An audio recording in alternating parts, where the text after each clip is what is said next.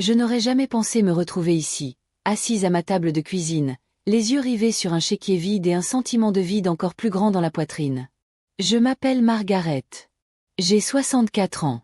Et depuis la perte de mon mari il y a 3 ans, la vie est devenue plus calme, plus difficile aussi. John gérait toutes les finances. Je plaisantais en disant que je ne pourrais pas équilibrer un chéquier même si ma vie en dépendait. Et maintenant, eh bien, me voilà. Après les funérailles, j'ai à peine quitté le lit. Le chagrin m'a englouti. Mélissa, ma fille unique, a pris le relais. Elle a fait les courses, vérifié mon courrier, veillé à ce que je prenne mes médicaments. Elle a même dormi sur le canapé certains soirs juste pour me tenir compagnie. J'étais reconnaissante, plus que reconnaissante. J'étais fière d'elle. Laisse-moi m'occuper des factures, maman, m'a-t-elle dit un soir en partageant une tasse de thé. Tu en as assez souffert. C'était comme une bénédiction. Elle avait toujours été intelligente, toujours douée avec les chiffres.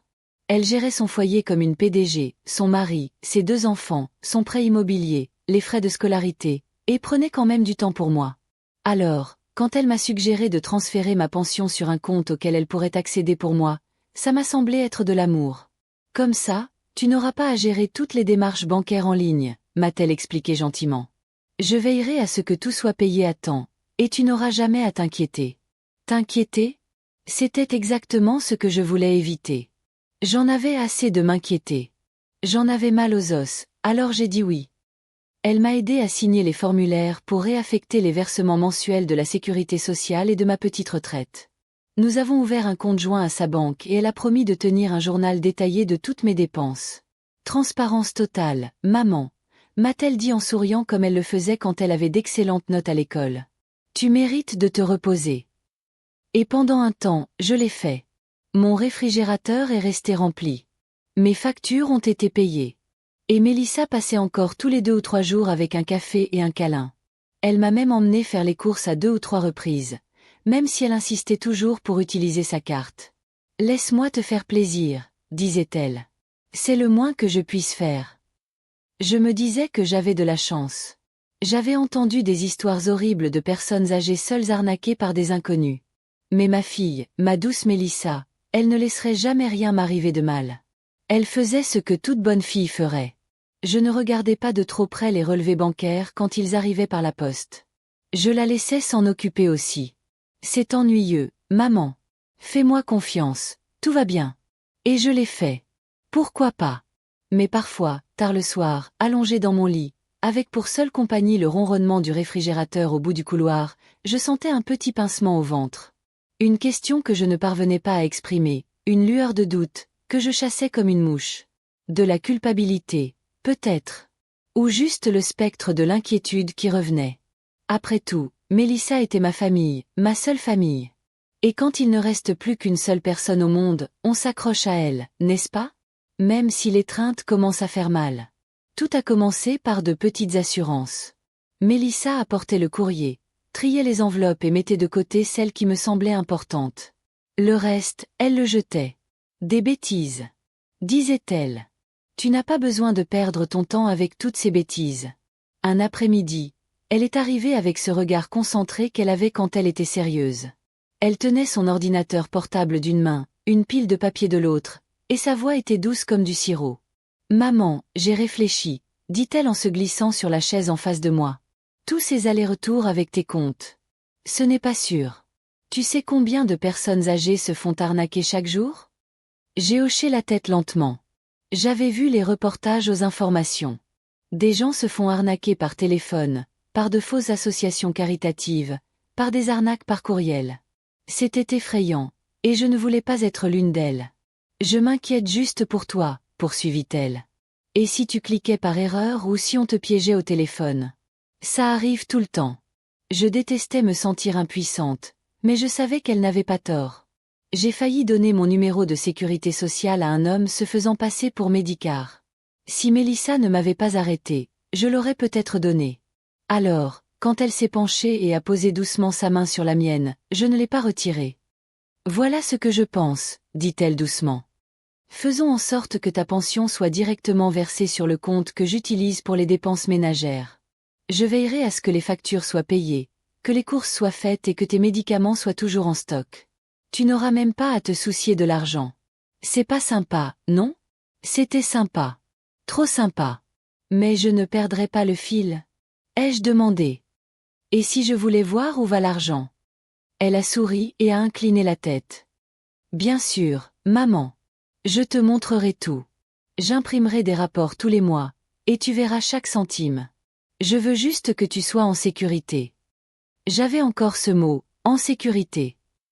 Je voulais être en sécurité. Je voulais ne plus avoir à m'inquiéter d'oublier mes mots de passe ou de cliquer sur le mauvais bouton. Je voulais que quelqu'un me soulage. Et qui de mieux que Mélissa? Alors, j'ai accepté. Nous avons appelé la sécurité sociale et le bureau des retraites. Mélissa a rempli les papiers pour moi, puis me les a donnés à signer. Je ne les ai pas lus attentivement. Je lui faisais confiance. Pourquoi pas? Elle était ma fille. Ma fille unique. Elle avait une famille, un bon travail, une vie bien remplie. Elle faisait tout ça par pure bonté d'âme. Du moins, c'est ce que je me disais. Le premier mois, elle m'a montré un tableur avec les courses, les frais de pharmacie, la facture d'électricité, la facture d'eau. Tout semblait parfaitement raisonnable. Je l'ai remerciée, serrée dans mes bras, j'ai même pleuré un peu. Elle a ri et m'a dit de ne pas m'inquiéter. Tu es à la retraite maintenant, maman. Tu es censée te détendre. Laisse-moi gérer les choses ennuyeuses. Et c'est ce que j'ai fait. J'ai lâché prise. Mois après mois, l'argent était déposé et elle me disait ce qui avait été dépensé. Parfois, elle apportait 1 ou 2 reçus, mais le plus souvent, elle me donnait juste un résumé. Le prix de l'essence a encore augmenté, disait-elle. Ou bien ton assurance a légèrement augmenté, mais j'ai payé. Je me sentais choyée, protégée, et oui, peut-être même un peu gâtée. Mais le problème avec le lâcher-prise, c'est qu'on ne remarque pas toujours ce qu'on perd avant que ce ne soit déjà fait. Avec le recul, je me rends compte avec quelle douceur elle l'a fait. Ni par la force, ni par les menaces, juste par l'amour. Ou quelque chose qui ressemblait à de l'amour. Une confiance donnée aveuglément peut devenir une laisse. Et je n'ai même pas senti le besoin de me retenir. Pas encore. Au début, ce n'était que des petits riens, si insignifiants que je me disais que je les imaginais. Une course manquée par-ci, un retrait de médicaments en retard par-là. Mélissa, toujours si organisée, a commencé à oublier. Oh mince! Je vais les chercher demain, maman, disait-elle. Quand j'ai demandé des nouvelles de mes médicaments pour la tension artérielle, la pharmacie était en rupture de stock aujourd'hui. Je l'ai cru. Pourquoi pas? Mais ça s'est reproduit le mois suivant, puis le suivant. J'ai passé 3 jours sans mes médicaments. Un jour, assise dans le salon, la tête qui tournait et en sueur, sirotant un thé tiède en me disant que ce n'était qu'une bouffée de chaleur, même si je n'en avais pas eu depuis plus de 10 ans. Quand j'en ai enfin parlé à Mélissa, son sourire a disparu. Elle avait l'air irritée. « Maman, je fais de mon mieux », a-t-elle lancé en laissant tomber un sac de courses sur le comptoir. « J'ai 2 enfants, un travail, et maintenant je gère aussi ta vie. Sois indulgent. » Ces mots m'ont fait l'effet d'une gifle. Je me suis excusée comme un enfant. Je me disais qu'elle était juste fatiguée, stressée, qu'elle avait beaucoup à faire et que je ne voulais pas être un fardeau. Pourtant, quelque chose clochait. Le décompte mensuel, autrefois détaillé, ne venait plus. Quand je lui demandais des nouvelles des dépenses, elle me répondait d'un rapide « tout est réglé » ou « les prix sont exorbitants ces jours-ci, maman. Tu n'imagines pas le prix des œufs maintenant. » Elle riait, mais son regard restait muet. Quand je lui ai demandé son relevé bancaire, elle m'a dit « Pourquoi ne me fais-tu plus confiance ?» Ça m'a fait mal. Moi, je lui faisais confiance. Je voulais juste comprendre, avoir encore mon mot à dire sur ma vie, mais je n'ai pas insisté. Je ne voulais pas provoquer de dispute. Je me disais que j'avais de la chance qu'elle m'aide. Mais ensuite, j'ai commencé à remarquer d'autres choses. Elle a arrêté de s'asseoir avec moi pendant le thé. Ses visites sont devenues plus courtes, précipitées. Elle était déjà à mi-chemin de la porte avant que je puisse lui demander comment allaient les enfants. Parfois, elle ne venait pas pendant des jours, une fois que j'étais à court de pain et que je mangeais de la soupe en conserve pendant 3 repas d'affilée, en attendant son passage. Quand je l'appelais, je tombais sur la messagerie. J'étais débordée de travail. Elle m'envoyait un SMS des heures plus tard. On passe demain. Demain arrivait tard. Je me souviens d'un jour en particulier, clair comme de l'eau de roche. Je lui avais demandé d'aller chercher de la laine pour une couverture que je faisais au crochet.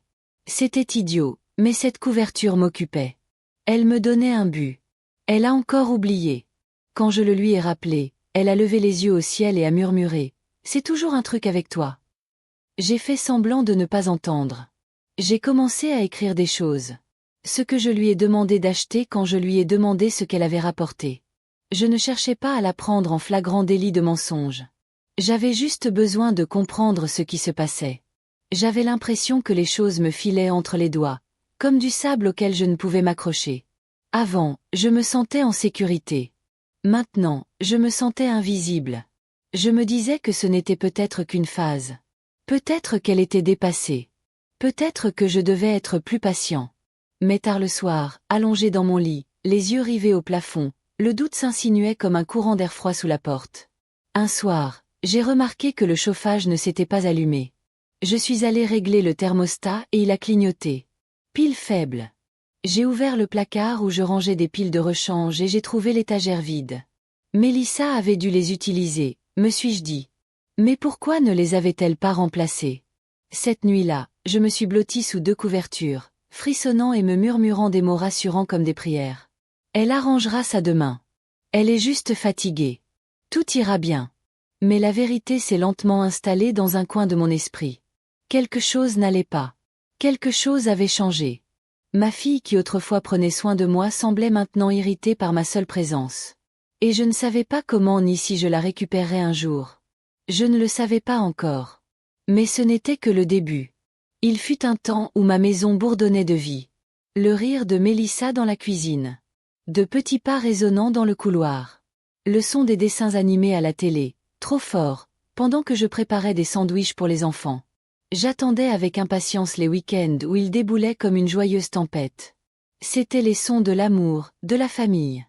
Mais peu à peu, ces sons disparurent. Les visites de Mélissa se firent rares. Elle avait toujours une raison. Des échéances au travail, des projets scolaires, quelqu'un était malade, la voiture avait besoin de réparation. Au début, je la croyais. La vie était bien remplie. Je me souvenais de ce que c'était que de jongler entre le travail et la famille.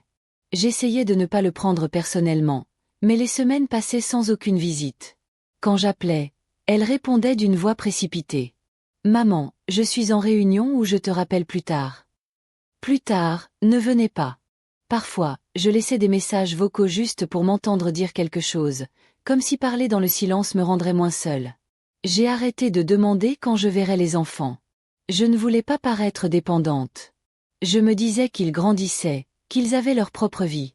Mais chaque fois que je passais devant les jeux de société poussiéreux dans le placard ou que je voyais le pot à biscuits vide que je remplissais juste pour eux, j'avais mal au cœur. Mes journées étaient devenues un flou monotone. Je me réveillais, je préparais un petit déjeuner léger s'il y avait du pain. Certains jours, il n'y en avait pas. Je me suis habituée à la soupe en conserve et aux crackers. Je rationnais mes médicaments, les coupant en 2 pour les faire durer jusqu'à ce que Mélissa pense à renouveler ses ordonnances. Elle a arrêté d'appeler pour prendre de ses nouvelles. Le téléphone était froid sur son chargeur. Je l'ai fixé trop longtemps, espérant qu'il sonne. Le silence n'était pas paisible. Il était bruyant. Il résonnait dans les espaces autrefois réservés au rire. J'ai essayé de le combler avec des puzzles, du crochet, de vieux livres, mais tout me semblait creux. Même la télévision ne me tenait pas compagnie. J'oubliais ce que je regardais à mi-chemin. La nuit, la solitude me pesait. Je restais éveillée et je me souvenais des jours qui avaient suivi le décès de mon mari. Comment Mélissa m'avait serré dans ses bras pendant que je pleurais. Comment elle m'avait promis que je ne serais jamais seule.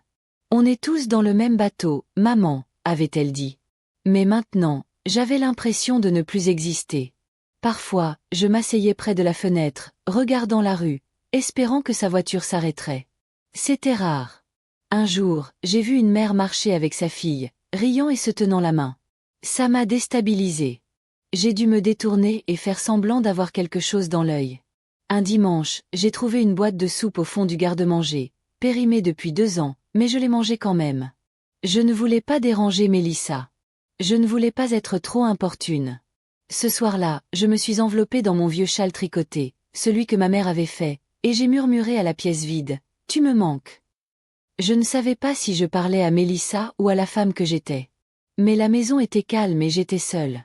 C'était un mercredi après-midi. Le ciel était gris et la maison plus calme que d'habitude. J'ai décidé de vider le tiroir à bric-à-brac de la cuisine, juste pour me sentir utile, je suppose. Il était rempli de vieux élastiques, de stylos hors d'usage, des billets froissés, une lampe de poche qui n'avait plus de pile depuis des années. Je faisais le tri quand je l'ai aperçu, caché sous une pile de listes de courses défraîchies, un ticket de caisse. Il était épais, brillant, comme ceux d'un magasin haut de gamme. J'ai failli le jeter sans regarder, mais quelque chose m'a fait réfléchir. Je l'ai lissé, ajustant mes lunettes, et mon cœur s'est serré. Il venait d'une boutique du centre-ville, le genre avec des vitrines et des sacs à main exposés comme des œuvres d'art. Je n'étais passé devant qu'une fois, des années auparavant, et je me suis demandé, qui peut se permettre une telle vie? Le nom de Mélissa était imprimé en haut, avec une date datant de 2 mois plus tôt. Le total, 28 467 $ pour un sac à main. Je l'ai lu et relu, comme si les chiffres allaient changer. Ils ne changeaient pas. Mon estomac s'est noué. Au début, je lui ai trouvé des excuses. Peut-être était-ce un cadeau pour quelqu'un. Peut-être avait-elle utilisé son propre argent. Peut-être était-ce une erreur. Mais les doutes persistaient. Pourquoi un ticket de caisse à son nom finirait-il par arriver? Dans mon tiroir? Je m'assis à table, ticket de caisse à la main, mon thé refroidissant à côté de moi. Le silence s'installa de nouveau, mais ce n'était plus seulement de la solitude.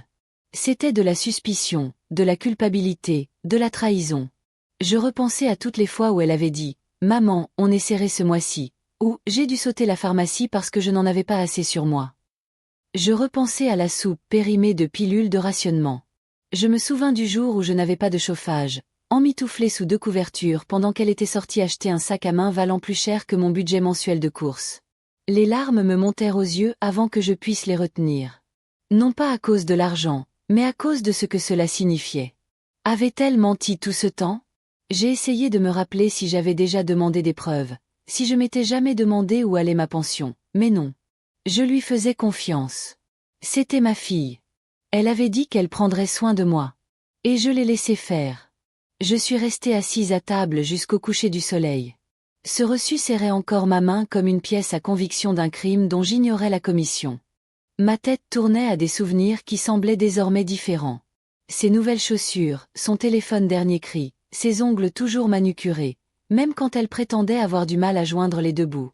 Et moi, j'étais là, à sauter des repas et à m'excuser de la gêner. Je me suis couchée ce soir-là avec le ticket de caisse sous mon oreiller, comme si le garder près de moi le rendrait moins réel. Mais je savais au fond de moi que quelque chose avait changé. Le doute avait été semé, et il grandissait vite. Je ne pouvais pas oublier ce que j'avais vu. Je ne pouvais pas ignorer ce que je soupçonnais maintenant. Je ne savais pas trop quoi faire ensuite. Mais une chose était claire, je devais découvrir la vérité. Malgré la douleur, j'ai gardé ce ticket de caisse pendant 3 jours avant de trouver le courage d'en parler. Une partie de moi espérait qu'il y avait une explication simple. Que j'avais mal interprété quelque chose. Qu'elle rirait peut-être et dirait « Oh, maman, ce n'était pas de ton compte ». Mais l'autre partie de moi, celle qui avait faim et froid, savait que ce n'était pas le cas. Mélissa est arrivée tard un vendredi soir. J'avais appelé pour dire que j'avais besoin de parler. Elle avait l'air irritée au téléphone, mais m'a dit qu'elle passerait quelques minutes. Elle n'a même pas enlevé son manteau en entrant, se tenant juste près de la porte, les bras croisés, le téléphone à la main. Je lui ai proposé du thé. Elle a refusé. Je me suis assise à la table de la cuisine et lui ai glissé le ticket de caisse. « Qu'est-ce que c'est » a-t-elle demandé sans même le décrocher. « C'est à ton nom » ai-je dit doucement. « De cette boutique de la 5e avenue. Plus de 1200 $. Mélissa, je ne fais pas mes courses là-bas. Je n'ai pas cette somme à dépenser. » Ses yeux se sont plissés. « Qu'est-ce que tu essaies de dire ? » Je te demande, ai-je dit d'une voix tremblante. As-tu utilisé mon argent de retraite pour ça? Elle a ricané haut et fort. Tu es sérieuse, maman? Tu crois que je te vole? Je ne veux pas penser ça, murmurai-je. Mais je me suis privée de tout, j'ai sauté des repas, j'ai prolongé la prise de mes médicaments, et ce reçu. Ça n'a aucun sens. Et c'est là qu'elle a pété les plombs. Elle a frappé la table du poing. Tu es incroyable. Après tout ce que j'ai fait pour toi, je m'occupe de tes factures, de tes courses, de tes ordonnances, et c'est comme ça que tu me remercies? En fouinant et en m'accusant comme si j'étais une voleuse? Je veux juste comprendre, suppliai-je. S'il te plaît, aide-moi à comprendre. Son visage s'est déformé de colère. Tu es paranoïaque et ingrate. Sais-tu comme c'est difficile de jongler entre ma vie et la tienne? Peut-être que si tu gérais mieux ton argent, on n'aurait même pas cette conversation. J'ai tressailli. Ça m'a fait mal. Elle savait que je n'avais jamais été douée avec les finances. C'est pour ça que je lui ai fait confiance. Elle a attrapé son sac à main et s'est précipitée vers la porte. Je ne suis pas venue ici pour être insultée. Elle a craqué. Tu devrais peut-être gérer ton argent toi-même si tu me prends pour une telle menteuse. Et puis elle est partie. La porte moustiquaire a claqué, résonnant dans la maison. J'étais assise sur le porche, abasourdie, les genoux faibles, le cœur plus lourd que jamais. J'aurais voulu courir après elle, lui dire que j'étais désolée de tout revenir en arrière, mais je ne pouvais pas, car au fond de moi, je savais que ce n'était pas juste une dispute. Ce n'était pas un malentendu. C'était une trahison. Ma fille, celle que j'ai bercée pendant mes nuits blanches, celle à qui j'ai tout donné, avait fait de moi un fardeau, un portefeuille, une idiote. Je me suis enfouie le visage dans les mains et j'ai pleuré, là, sur le porche, l'air froid de la nuit contre ma peau. J'ai pleuré pour la confiance brisée, pour la solitude qui n'était plus silencieuse, mais tranchante comme du verre. Je n'avais pas seulement le cœur brisé. Je me réveillais. C'était un mardi. Une enveloppe ordinaire, sans adresse de retour reconnaissable, juste le nom de la banque imprimé soigneusement dans un coin. J'ai failli ne pas l'ouvrir. J'avais pris l'habitude de laisser les factures et les relevés s'accumuler, faisant confiance à Mélissa pour les gérer. Mais quelque chose au fond de moi me disait que celle-ci était différente. Je me suis assis à la table, j'ai pris mes lunettes et j'ai délicatement ouvert le rabat. Au début, je n'ai pas compris ce que je lisais. À découvert. Solde impayé. Un seul défaut de paiement. Mon cœur s'est mis à battre la chamade en lisant et relisant la lettre. Elle disait que le compte lié à ma retraite était à découvert depuis plusieurs semaines. De plus, un prêt personnel contracté à mon nom était en défaut de paiement. La banque exigeait un remboursement immédiat. Si je n'agissais pas rapidement, il m'avertissait que des poursuites judiciaires pourraient être engagées. J'avais le vertige. Mes mains tremblaient en posant le papier. Un prêt? Je n'en avais jamais fait la demande. Je n'avais rien signé.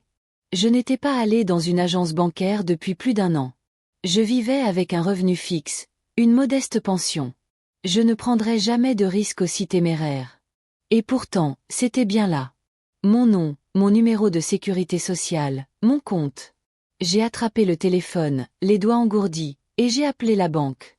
La femme au bout du fil était polie et professionnelle, mais sa voix était distante, mécanique. Elle a confirmé que le prêt avait été contracté 6 mois auparavant. Oui, madame, a-t-elle dit. Il avait été approuvé en ligne. Tous les papiers correspondent à vos informations personnelles. Mais jamais, murmurai-je, les larmes aux yeux. Je n'ai jamais rien signé. Il y eut un silence. Puis elle me demanda si j'avais peut-être confié mes finances à quelqu'un. Un membre de ma famille, peut-être. Et c'est là que la dernière pièce du puzzle se mit en place. Mélissa. Bien sûr que c'était Mélissa. J'en avais le souffle coupé. Tous les petits signaux d'alarme que j'avais ignorés me criaient dessus. Les reçus qui disparaissaient, le sac de luxe, les sautes d'humeur, la distance grandissante, et maintenant ça. Cette trahison que je n'arrivais même pas à imaginer. Elle ne m'avait pas simplement emprunté de l'argent dans mon dos. Elle m'avait volé mon avenir. J'ai raccroché et je suis resté assis, la lettre ouverte devant moi comme une plaie. Ce n'était plus seulement une question d'argent. C'était une question de confiance, complètement brisée. Ma propre fille avait utilisé mon nom, mon identité, mon gagne-pain. Elle m'avait tout pris et m'avait traité de paranoïaque quand je l'avais interrogée. J'ai regardé autour de moi dans la maison, les rideaux délavés, les placards vides, le flacon de pilule à moitié vide sur le comptoir, et soudain, je ne me suis plus senti ridicule de la soupçonner. J'étais en colère. Ce n'était pas un malentendu. C'était un vol. C'était de l'exploitation. C'était de la maltraitance. La honte, la culpabilité, l'hésitation avaient laissé place à quelque chose de plus fort. J'avais passé des mois à penser que j'étais dramatique, dépendantiste, un fardeau. Mais ce n'était pas le cas. J'étais une mère qui essayait de survivre. Et maintenant, j'étais une mère volée, mais pas brisée. Pas encore. J'ai plié la lettre et l'ai remise dans l'enveloppe, les mains tremblantes. Je ne savais pas ce qui allait suivre, mais une chose était claire, je ne pouvais plus me taire. Je devais me battre, même si cela impliquait de me battre contre ma propre fille. Le lendemain matin, je me suis habillée lentement, les mains tremblantes en boutonnant mon manteau. Je n'étais pas allée à la banque depuis près d'1 an. Mélissa avait toujours insisté sur le fait que ce n'était pas nécessaire. Mais maintenant, j'avais besoin de réponses. J'avais besoin de vérité. J'ai parcouru les 3 pâtés de maison à pied au lieu de prendre le bus. J'avais besoin de temps, de mouvement, de silence. Chaque pas me semblait plus lourd que le précédent, comme si je traînais derrière moi des années de confiance et d'amour, tous effilochant à chaque pas. En entrant dans la banque, la climatisation m'a frappé comme une vague de froid. L'odeur du carrelage poli et de l'encre d'imprimante m'a empli les narines. Je me suis approchée du guichet et j'ai attendu derrière un homme plus âgé, tripotant la lettre dans la poche de mon manteau comme si elle allait disparaître si je la lâchais. Quand mon tour est venu, je me suis approchée du caissier. Un jeune homme au regard bienveillant et à la voix calme. Je lui ai tendu la lettre et lui ai expliqué à voix basse que je devais consulter les documents du prêt. C'est à mon nom, ai-je dit, mais je n'ai jamais contracté de prêt. Il a regardé l'écran, a tapé quelques lignes, puis s'est excusé. Quelques minutes plus tard, une responsable est sortie, une femme d'un certain âge aux cheveux gris et aux lunettes de lecture. Elle m'a conduite dans un petit bureau au fond, m'a proposé une place et a commencé à imprimer les formulaires. Elle les a glissés sur le bureau vers moi. « Voici le contrat de prêt », a-t-elle dit. Tout signé électroniquement. J'ai pris les papiers. Ils étaient là. Mon nom complet, mon adresse, mon numéro de sécurité sociale et ma signature. Sauf que ce n'était pas ma signature. Pas tout à fait. C'était assez proche pour tromper un inconnu. Mais pas moi. J'avais une habitude, une petite fioriture que j'utilisais toujours à la fin de mon nom. Une que ma fille n'arrivait jamais à copier quand elle était plus jeune. Mais le voilà, tenté, imité avec hésitation, mais erroné. Ma gorge s'est serrée. Ce n'est pas mon écriture, murmurai-je. La gérante se pencha, examina la signature, puis me jeta un coup d'œil. Vous êtes sûr? Absolument, répondis-je. Je n'ai pas signé ça. Je n'ai jamais accepté de prêt. La pièce semblait plus petite, plus étroite. Elle hocha lentement la tête, les lèvres pincées. Madame, je crois que vous êtes peut-être victime d'une usurpation d'identité. Cela nécessitera une enquête. Ces mots me frappèrent violemment. Victime d'une usurpation d'identité. Mais le mot le plus dur fut celui que je ne prononçai pas à voix haute, Mélissa. Tout s'éclaira alors. L'argent disparut, les nouveaux vêtements qu'elle portait, les sorties chics qu'elle prétendait être des cadeaux. Son attitude de plus en plus distante, le gaslighting, la colère à chaque fois que je posais des questions. Elle avait falsifié mon nom, contracté un prêt et utilisé ma pension comme son propre fonds privé, et je lui avais fait une confiance aveugle. La honte me gonfla la poitrine. Comment avais-je pu laisser cela arriver? Comment avais-je pu passer à côté des signes? Mais une autre voix, plus grave et plus calme, s'éleva en moi. Parce que je n'avais pas manqué les signes. Je les avais ignorés par amour, par loyauté. Parce qu'elle était ma fille, j'étais assise là, dans ce petit bureau de banque. Les papiers s'étalaient devant moi, et je sentais les larmes me monter à nouveau. Mais cette fois, ce n'était pas de la faiblesse. C'était de la lucidité. J'ai levé les yeux vers le directeur et lui ai demandé « Que dois-je faire maintenant ?» Parce que ce n'était pas la fin. C'était le début de quelque chose d'autre. J'en avais assez du silence. J'en avais assez d'être exploitée. Il était temps de reprendre ma vie en main, même si cela impliquait de me battre contre ma propre chair et mon propre sang. Entrer au commissariat était plus difficile qu'entrer à la banque. J'avais les paumes moites, et je répétais sans cesse ce que j'allais dire, me remettant en question à chaque instant. Me croirait-il? Me prendrait-il pour une vieille dame oublieuse? Mais je l'ai fait quand même. À l'accueil, j'ai dit à l'agent que je voulais signaler une fraude financière. Il m'a demandé de m'asseoir pendant que quelqu'un venait me parler. J'ai attendu sur une de ces chaises en plastique froide, les mains crispées sur mes documents bancaires. Mon cœur battait fort comme si j'avais commis le crime moi-même. Un inspecteur a finalement appelé mon nom, un homme d'une 40aine d'années à la voix calme et au regard fixe. Je l'ai suivi dans une petite pièce et je lui ai tout raconté. Comment Mélissa avait proposé son aide.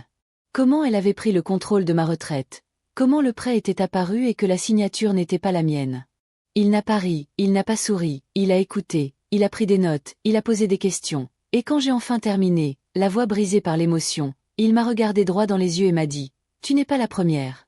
Ça arrive plus souvent qu'on ne le pense, surtout aux personnes âgées. » Je l'ai regardé, stupéfaite. « Tu veux dire que les enfants des autres font ça aussi ?» Il a hoché la tête. « C'est ce qu'on appelle la maltraitance financière des personnes âgées. Et ce que ta fille a fait, si on peut le prouver, pourrait être considéré comme un crime. » Un crime. Ce mot m'a frappé comme un coup de poing dans le ventre. Je suis restée figée, toute déchirée en moi. Je n'ai jamais élevé ma fille pour qu'elle devienne une criminelle. Je n'aurais jamais imaginé me retrouver au commissariat, même envisagé de porter plainte contre ma propre chair, mais j'étais là. L'inspecteur m'a demandé si je voulais aller de l'avant, si j'étais prêt à porter plainte. Je n'ai pas répondu tout de suite, car comment choisir entre la justice et son propre enfant ? Comment choisir entre protéger son avenir et détruire le sien ? J'ai fixé du regard la copie de la fausse signature sur mes genoux. La meilleure question était peut-être, pourquoi étais-je seule à devoir faire ce choix ? Quand j'ai pris la décision de porter plainte, je savais que cela bouleverserait les choses, mais je n'imaginais pas la tempête que cela entraînerait. La nouvelle s'est vite répandue, comme toujours dans les familles. En quelques jours, mon téléphone a été inondé d'appels et de messages, non pas de soutien, mais d'incrédulité et de jugement.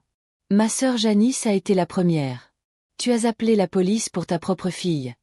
a-t-elle dit d'une voix tranchante comme une lame. « As-tu perdu la tête, Evelyne ?» J'ai essayé de lui expliquer, de lui parler de la fausse signature, du prêt, du relevé bancaire qui prouvait que j'étais épuisée, mais Janice ne voulait pas entendre les faits. Elle voulait que sa version de notre famille reste intacte. Elle m'a accusée de dramatiser. Elle a dit que j'avais du mal comprendre. Puis elle a complètement cessé de répondre à mes appels. Viennent ensuite les cousines, les nièces, quelques amies de Mélissa que je connaissais à peine. Toutes partageaient le même sentiment. Comment avait-on pu faire ça à Mélissa ? Ce qu'elles ignoraient, car Mélissa inventait déjà une nouvelle version de l'histoire. Était-ce elle qui m'avait fait ça ? Elle leur a dit que j'étais perdue, que j'avais oublié des choses, qu'elle m'avait aidée, qu'elle avait fait de son mieux, que j'étais devenue paranoïaque et que je m'étais retournée contre elle. Elle s'est présentée comme une martyre. Et moi aussi. Elle m'a fait passer pour une vieille femme amère et délirante. Ça m'a fait mal d'une manière indescriptible. Pas seulement à cause des mensonges, mais parce que les gens la croyaient. Des gens qui me connaissaient depuis toujours, qui savaient quel genre de mère j'étais, qui m'avaient vu me sacrifier pour ma fille à maintes reprises. Ils ne m'ont pas demandé ce qui s'était passé. Ils ne voulaient pas de mon côté. Ils m'ont tourné le dos. Pour la première fois de ma vie, je me sentais complètement seule. Pas de repas de famille. Pas de coup de fil pour mon anniversaire. Le silence chez moi était assourdissant. Je pleurais plus souvent que je ne pleurais. Parfois, je me posais des questions. Avais-je réagi de manière excessive ? Aurais-je dû me taire ? Cela en valait-il vraiment la peine ? Mais quelque part dans ce silence, quelque chose a commencé à changer. En l'absence de voix, j'ai enfin entendu la mienne. J'ai commencé à tenir un journal, un simple carnet bon marché acheté au magasin du coin. J'y ai noté ce qui s'était passé, ce que j'avais ressenti, à quel point c'était douloureux. Chaque page était comme un sang qui saignait. Et à chaque mot, je me sentais plus légère, plus forte. J'ai recommencé à cuisiner. De vrais repas, pas seulement de la soupe en conserve. J'écoutais de vieux disques dans le salon. Le matin, je m'asseyais dehors avec mon thé, laissant le soleil me réchauffer le visage, me rappelant que j'étais toujours là, toujours debout. Car en vérité, j'avais passé toute ma vie à être la mère, l'épouse, la sœur de quelqu'un. Maintenant, pour la première fois, j'apprenais à être moi-même.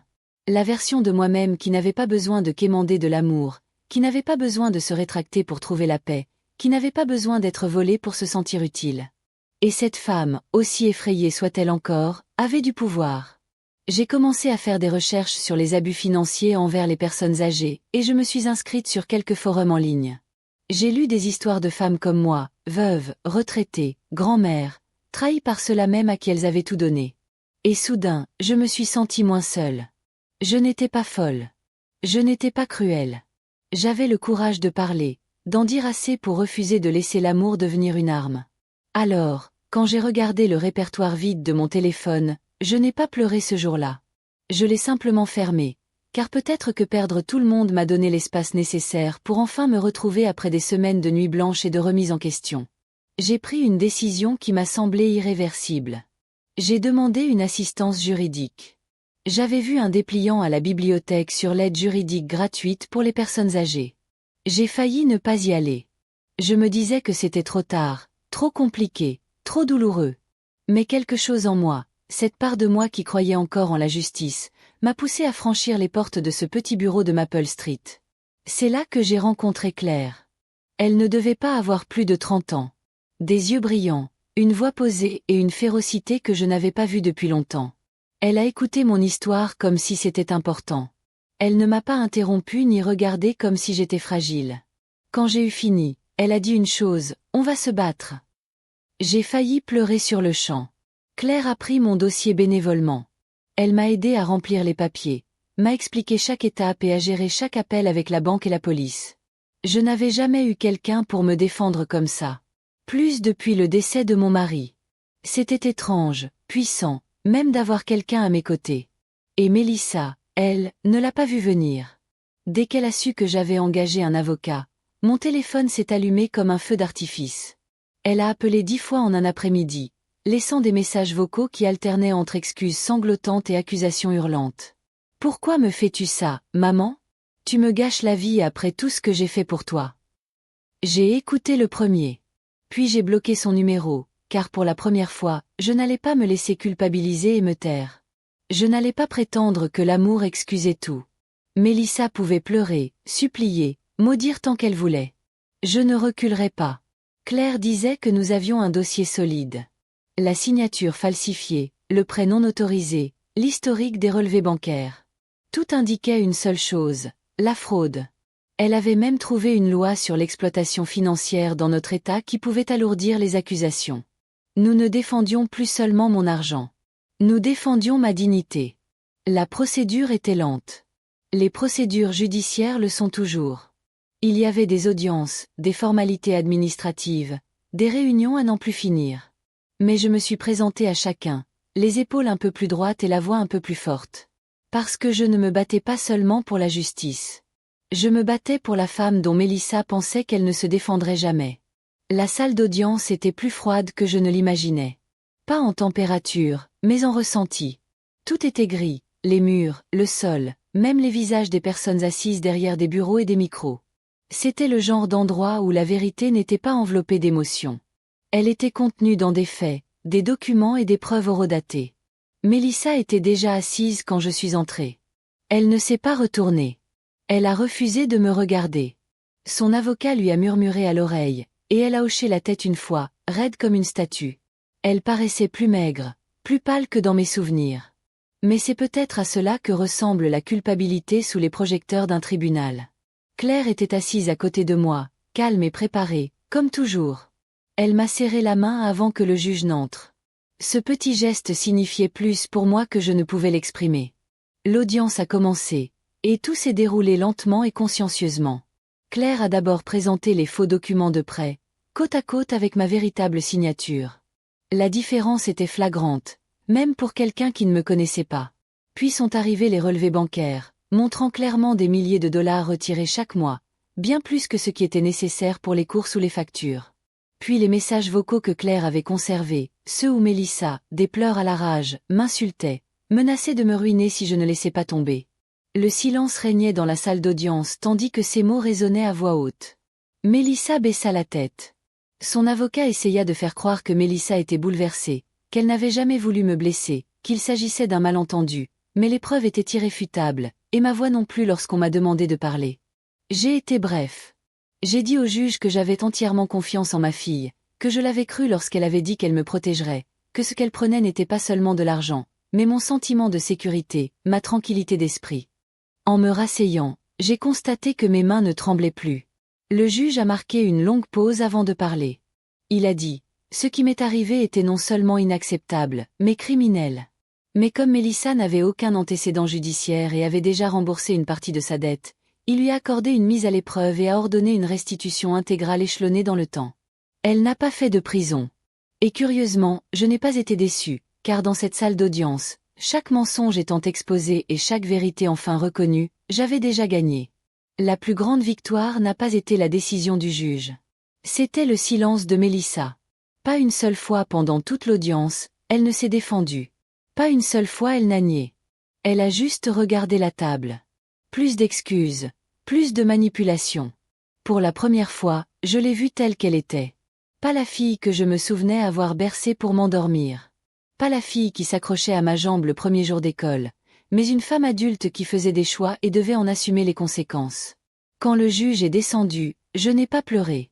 Je me suis juste levée, le menton haut, et je suis sortie sans me retourner.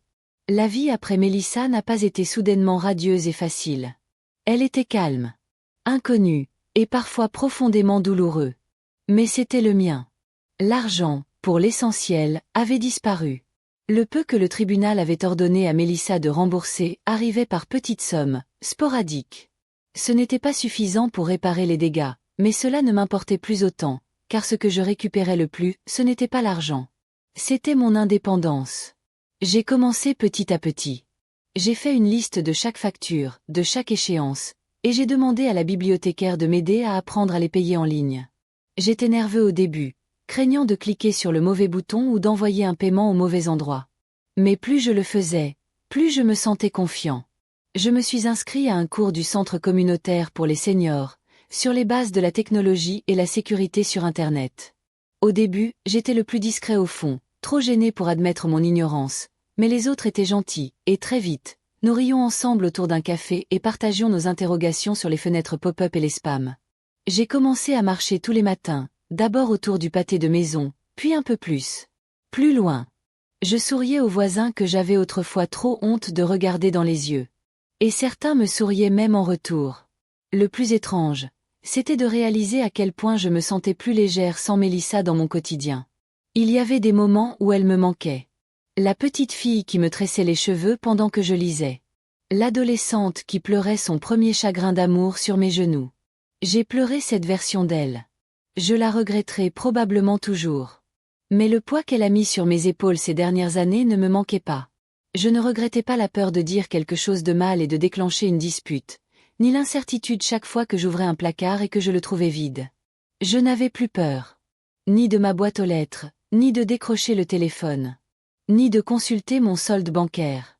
Et petit à petit, j'ai commencé à construire quelque chose de nouveau. J'ai planté des fleurs dans le jardin. J'ai suivi un cours d'art juste parce que ça avait l'air amusant. J'ai même organisé un petit goûter pour mon groupe communautaire, avec de la porcelaine dépareillée trouvée dans une friperie. Magasin. C'était la première fois depuis des années que ma maison me semblait vraiment mienne. On pense souvent que recommencer est réservé aux jeunes, mais j'en suis la preuve vivante. Il n'est jamais trop tard. Chaque jour, je prends la décision de continuer, de guérir, de vivre dignement. Mélissa a fait ses choix et j'ai fait les miens. Près de 8 mois s'étaient écoulés depuis le procès. Mes journées avaient trouvé leur rythme. Petit bonheur, pas sûr. J'apprenais à vivre à nouveau en paix. Et puis, un dimanche après-midi tranquille, Mélissa est revenue. J'étais assise près de la fenêtre, sirotant du thé et lisant le bulletin d'information de la communauté, quand j'ai vu sa voiture s'arrêter. Un instant, j'ai cru que mes yeux me jouaient des tours. Mais la porte s'est ouverte et elle était là. Elle se tenait sur le porche, comme à l'époque où adolescente, elle rentrait après le couvre-feu. Nerveuse, hésitante, les yeux rougis par les pleurs. Elle a frappé une fois, puis une seconde fois, plus doucement. J'ai ouvert la porte, mais je ne suis pas sortie. « Maman » a-t-elle murmuré d'une voix brisée. « Je suis désolée. » Elle paraissait plus mince, plus âgée. La vie avait clairement été dure sans ses mensonges pour la protéger. « Tu manques aux enfants » a-t-elle ajouté, les larmes aux yeux. « Tu me manques. » Je l'ai simplement regardé un instant. J'ai attendu qu'une partie de moi-même bondisse en avant, la serre dans mes bras et sanglote contre son épaule, mais cela n'est pas venu. Ce que je ressentais n'était ni colère, ni haine, ni même chagrin. Je ne ressentais rien. Quelque chose en moi s'était refermé. Non par cruauté, mais pour survivre. Je lui ai dit que je lui pardonnais, et je le pensais vraiment. Pas pour elle, mais pour moi. Porteur, la haine ne fait qu'empoisonner celui qui la porte. Mais je lui ai aussi dit la vérité. Pardonner ne signifie pas faire confiance, ai-je dit d'une voix ferme. Ça ne veut pas dire que les choses redeviennent comme avant. Tu as brisé quelque chose, Mélissa, et j'ai passé des mois à essayer de me reconstruire. Sa lèvre tremblait. Elle a tendu la main comme pour me toucher, mais j'ai reculé. J'espère que tu obtiendras l'aide dont tu as besoin. Vraiment. Pour ton bien et celui de tes enfants, elle se tenait là, silencieuse, attendant. Mais je n'avais plus rien à lui donner. Je ferme cette porte maintenant, dis-je doucement. S'il te plaît, ne reviens pas sans y être invité. Et je le fis. Je la fermai lentement, doucement. Puis je la verrouillai, non pas avec rage, ni avec triomphe, mais avec sérénité. Parce que la femme qui se tenait derrière cette porte n'était pas la fille que j'avais élevée. Et j'avais enfin accepté qu'aimer quelqu'un ne signifie pas le laisser te faire du mal à nouveau. Ces jours-ci, ma vie est tranquille, mais elle m'appartient. Je vis modestement dans ma petite maison au plancher qui craque et aux jardinières devant. Ma pension, bien que plus petite maintenant, me revient directement. Je vérifie le solde moi-même. Je paie chaque facture de mes propres mains. Ce petit geste, autrefois si intimidant, me donne maintenant un sentiment de liberté. À 64 ans, je deviens quelqu'un que je n'aurais jamais imaginé, une conférencière. 2 fois par mois, je me rends dans des centres pour personnes âgées et lors de rassemblements communautaires pour parler de quelque chose que personne ne veut croire, les abus financiers de sa propre famille. Je raconte mon histoire, non pas pour faire honte à Mélissa, mais pour la mettre en lumière. Je me tiens devant des salles remplies d'yeux bienveillants et fatigués, des femmes comme moi qui donneraient tout pour leurs enfants et qui parfois se perdent dans le processus. Je leur dis la vérité. Aimez vos enfants, mais ne leur cédez pas votre liberté. Faites confiance, vérifiez, protégez votre nom, votre signature, votre valeur. Elles pleurent souvent. Parfois, moi aussi. Après une conférence, une femme m'a pris la main et m'a dit « Je croyais être la seule. » Tu ne le es jamais. C'est la tragédie et le réconfort. Je pense encore à Mélissa. Je me demande si elle a changé, si elle va bien. Je prie pour que ses enfants grandissent en sachant mieux. J'espère qu'ils briseront le cycle. Mais je ne regrette pas d'avoir fermé cette porte. Elle a pris mon argent. Oui, mais j'ai repris quelque chose de plus précieux. Ma dignité, ma paix, ma vie. Je souris davantage maintenant. Je ris. Je dors sans vérifier les serrures à 2 fois. Je vais au marché le samedi et je m'achète du pain frais et des fleurs. Non pas parce que j'en ai besoin, mais parce que je les veux. C'est un luxe qui me manquait sans que je le sache. Alors, non, je n'ai pas récupéré ma retraite intégralement, mais j'ai eu quelque chose de mieux. Une retraite de paix. Et j'ai appris que ça en valait la peine.